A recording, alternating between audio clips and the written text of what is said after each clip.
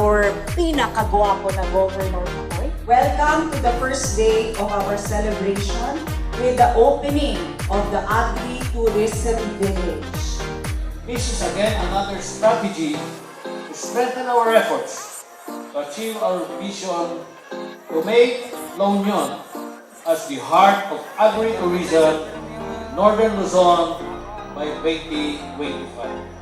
Kasintay na ron silawan manen Capitol Hill, sapay kuma at adumanen tinawis romay kas nag-celebrar na anibersaryo sa probinsya kayo.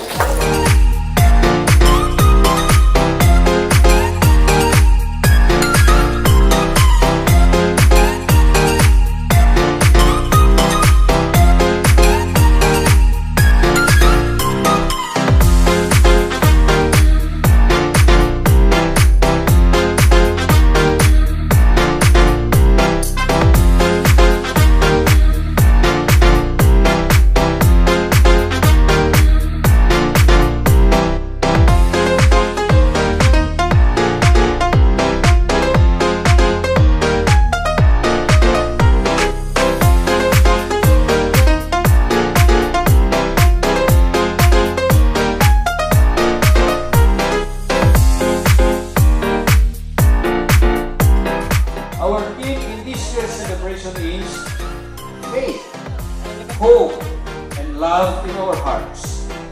These are the virtues we uphold in our province. And as we formally open this agri-tourism village, I fervently pray that faith, hope, and love reigns in our hearts as we remind ourselves that we love La Union.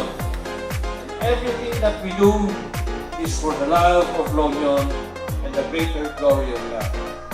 Diyos Tiagina, God bless us all, and God bless the people of fair La Union.